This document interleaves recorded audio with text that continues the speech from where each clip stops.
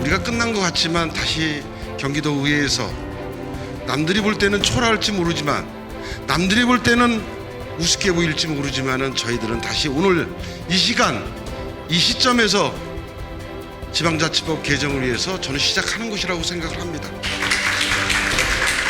아무쪼록 오늘 이 자리가 경기도가 시대 정신인 자치분권, 문재인 정부 하에서의 자치분권이 꽃피울 수 있는 그런 토대가 되는 좋은 계기가 되기를 바라고, 이재명 지사님 대신 참석하신 우리 존경하는 김의겸 부시장님께서 함께 공감해 주시고 도와주시리라 믿습니다. 아무쪼록 오늘 대토론에 정말 귀한 정말 뜻깊은 기록되는 그런 토론이 되기를 기대합니다. 함께해 주신 모든 분들 감사드립니다.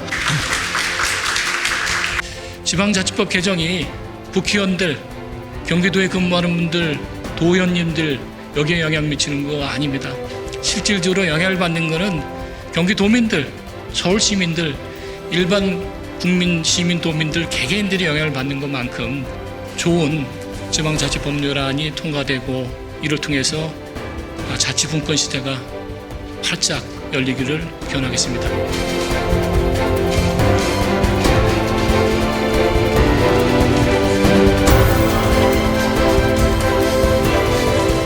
자, 그럼 먼저 우리 김순원 위원장님께서 제21대 국회 자치분권 성과 과제에 대해서 발표해 주시겠습니다. 어떤 분들은 아직도 우리가 지방자치가 필요하냐 이렇게 의문을 갖던 분도 계신데, 아마도 지방자치 경우 30년 한 나라치고 이 정도로 지방의 역량이 있는 나라가 과연 있었을까. 사실은 문재인 정부가 추진하고 있는 이 자치분권은 지역 주민이 주인이라고 하는 주민주권을 구현하는 자치분권입니다. 이 주민주권 원리는 무슨 말이냐면, 지역 주민이 갖고 있는 주민들이 주권을 갖고 있고, 주민들이 갖고 있는 주권을 1차적으로 주민이 가까워 있는 정부한테 위임하는 겁니다. 그러니까 지역 공동체에게 1차적으로 위임을 하고요. 그 다음에는 시군에 위임하고 시도로 위임하기 때문에 이런 상황에서는 지역 공동체가 해결했으면 지역 공동체가 1차로 해결하고, 지역 공동체가 해결이 안 되면 시군 구가 하고, 시군구가 못하면 시도가 하고, 시도가 못하면 중앙정부가 하라, 이런 뜻이거든요. 그래서 혹시 주민주권이 구현되는 그런 시대가 되면 저는 지금보다도 훨씬 더 지방자치단체의 입법권은 등등 포함한 저는 자치권이 굉장히 강화될 거라고 봐지고요. 혹시 그런 시대가 도래하게 되면 우리는 자치분권의 르네상스를 열어가는 그런 시대를 맞지 않겠나 생각을 합니다. 자치법과 경찰법이 실제 지방자치단체에 많은 영향을 미칠 수 있고 큰 입법이기 때문에 국회에서도 심의 과정 중에서 많은 논의가 있을 것 같습니다. 그래서 지방에서도 계속해서 관심을 가져주시고요. 국회에서 금년도 그 정기국회 12월까지는 반드시 통과돼서 내년부터 시행될 수 있도록 지방에서 많은 관심과 지원을 부탁드리겠습니다. 자치분권이 국가 경쟁력의 새로운 성장 동력이고 우리 국민의 새로운 행복의 시작이라는 우리 문재인 대통령 말을 굳게 믿고 그 실현 의지를 믿고 있습니다.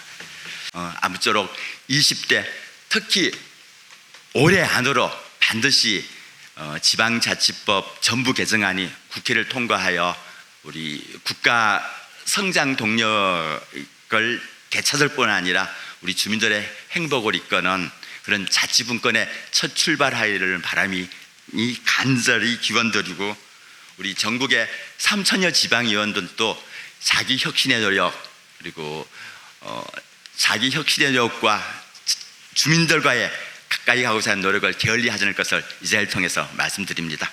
파리에 보면 꼬면 연합이 있고 독일의 베지르케 연합이 있습니다. 이런 규모가 작은 기초 단위의 정부들이 연합해서 광역 행정할 수 있도록 하기 위해서도 특별지방자치단체가 필요하다. 그래서 이 특별지방자치대 도입이 중요하다는 걸 좀 말씀드리고, 지방자치 핵심은 자치 입법권을 확보하는 것입니다. 지난번과 마찬가지로 이 지방자치법의 가장 맹점은 자치 입법권에 대한 논의가 부족하다는 겁니다. 지방의회에 자치 입법권, 조례 제정의 범위를 확대하지 않으면 저는 인사권, 전문 인력 준다고 하더라도 그것은 권한의 확대에 불과하다. 지금 광역이나 기초에서 부시장 제도를 확대하고 이런 조직과 인사의 확대를 가지는 것, 이건 바람직한 자치분권의 과정이 아니다. 물론 재정 확보 중요하지만 저는 이번 기회에 지난번 20대에도 못했지만 21대에서는 자치입법권 확대를 할 수 있는 개정안에 대해서 좀 더 전향적으로 검토할 필요가 있다. 그것이 자치분권을 위한 선결 과제다. 이렇게 말씀드리고 싶습니다. 여전히 그 지방자치는 희망 고문인 것 같습니다. 30년째 희망 고문하고 있고 여전히 지방자치의 자치도 없고 자율도 안 주고 있는 것 아닌가라는 생각이 좀 드는데요.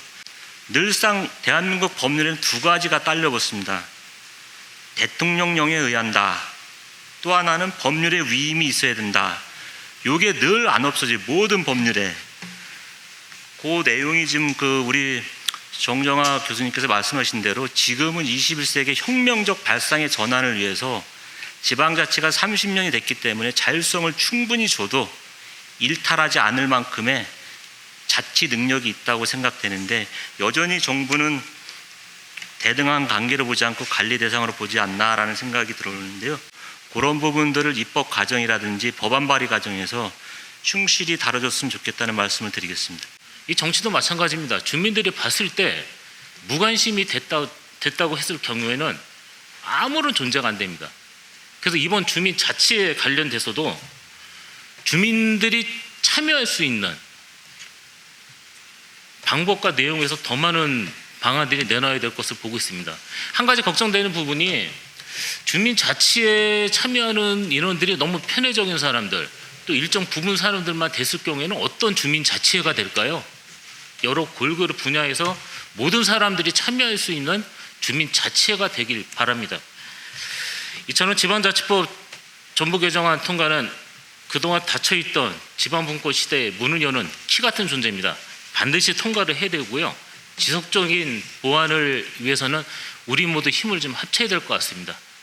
부지사님도 말씀하셨지만 국회 통과까지는 상당한 난관이 있을 거로 예상됩니다. 행안위부터 해서 기재위, 법사위까지도 다 통과가 돼야 되고 많은 난관이 있을 테지만